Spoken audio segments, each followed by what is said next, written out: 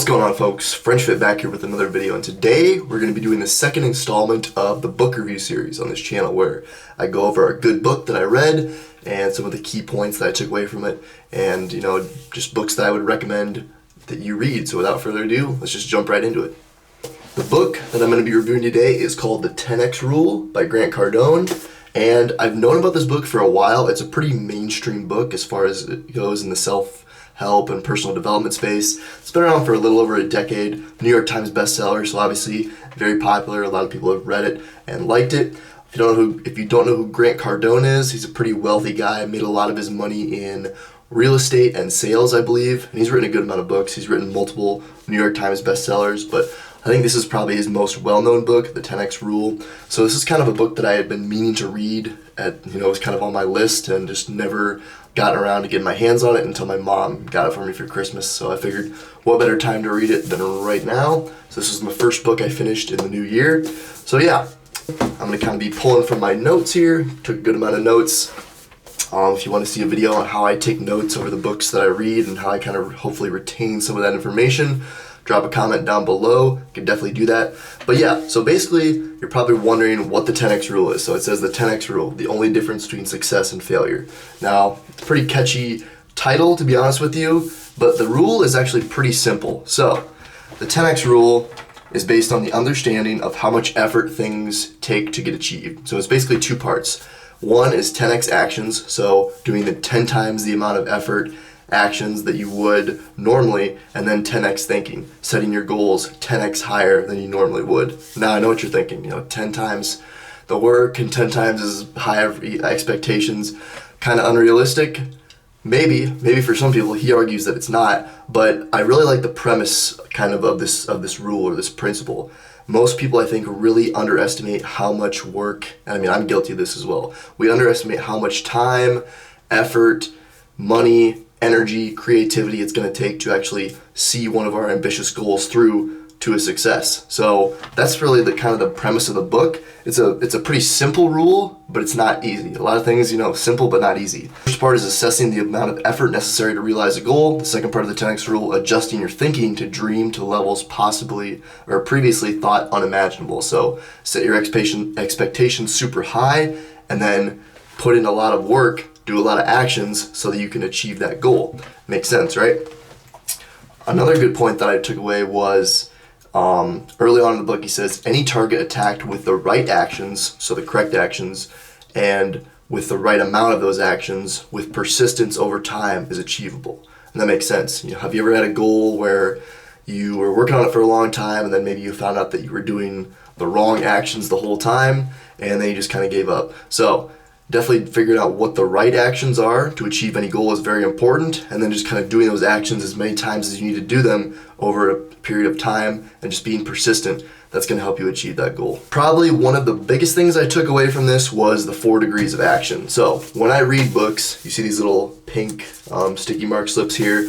What I've been doing recently is I'll highlight little sections that I find valuable, dog ear the pages, but if I find something that's really valuable that I'm like, okay, this is like one of the things that I really want to take away from the book, I will put one of these little sticky notes in there. Usually it's not very many. Some books don't get any sticky notes. This one had 3. Usually it's no more than 5. Usually it's hard for me to put a sticky note in there. It has to be a really good point. So the 4 degrees of action. This is chapter 7. So there's basically 4 degrees of action. The first degree is to do nothing. The second degree is to retreat. And he kind of relates this to the people that are scared of success or have a fear of success. They go for a little bit, then they get kind of scared and they retreat. The third degree is taking a normal level of action, which is what most people do. That's where the average and the middle class are built. Then the fourth degree, which he argues is where you really want to be if you want to have an exceptional, really good life, is taking massive action. So I'm going to quote directly from the book here. The more action you take, the better your chances of getting a break. Disciplined, consistent, and persistent actions are more of a determining factor in the creation of success than any other combination of things. Understanding how to calculate and then take the right amount of action is more important than your concept, idea, invention, or business plan. And I think I've definitely fallen prey to this too. You can spend all the time planning, getting everything right, getting your desk set up right, getting your productivity system right, But at the end of the day, the work, it just needs to be done. And the actions that you take are what is actually going to get you closer to that goal. So taking massive action is a pretty, it just simplifies everything. Instead of worrying about, the little things and just procrastinating and paralysis by analysis, just doing the work, getting right to it is going to help get you there. Another thing that he talks about in this book is excuses. Now, the no excuses mentality is pretty much a cliche at this point in the self-help space, but I do think that we kind of overlook things. Most of these books talk about generally the same end goal is to be successful, feel fulfilled, achieve your goals, but they all kind of get at it in a different light, which is why I think it's good to read a variety of books. You can get a little bit different perspective from each one, see which one works for you the best, and go from there.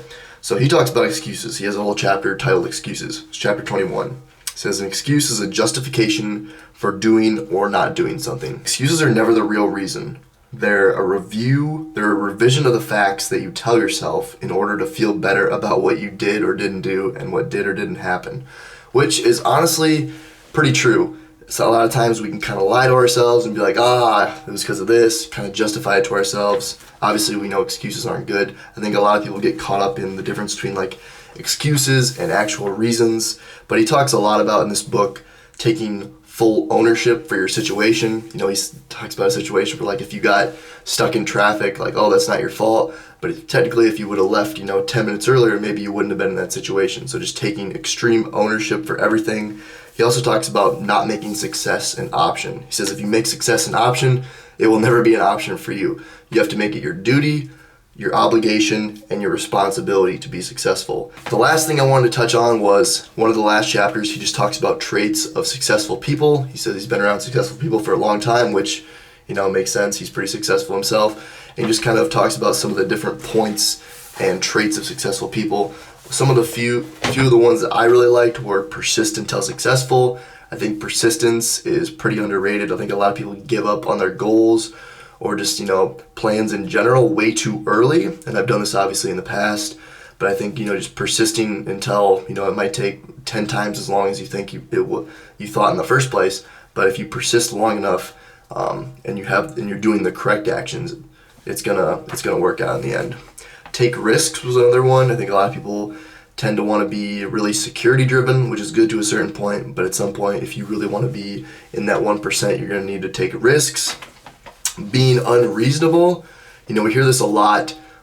Set realistic goals is a pretty common thing when it comes to like New Year's resolutions and stuff like that, which I'm kind of torn between this. Usually when I say set realistic goals, it's like, yeah, obviously you don't want to say you're going to lose 100 pounds in 2 months because that's just dumb.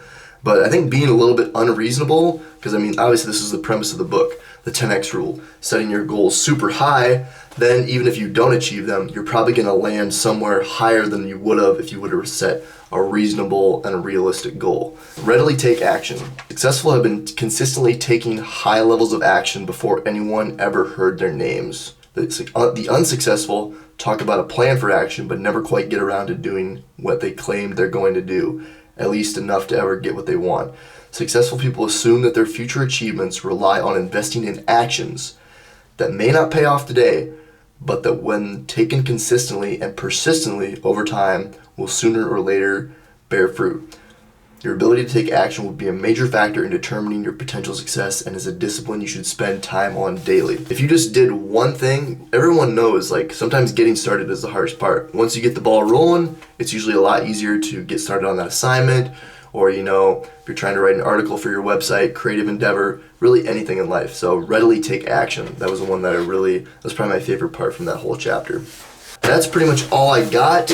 I would definitely recommend reading the 10x rule if you want to really get in depth and understand it more. Hopefully that was a bit educational for you guys and got the premise of the book. 10x rule by Grant Cardone, would highly recommend. Thank you for tuning in for this second episode of the book review series. Make sure to like the video, subscribe to the channel, head over to Instagram, follow me at French_fit40 for more, kind of daily content as far as fitness, stuff like that, And yeah, tell your friends. Hope this helped, guys. Peace.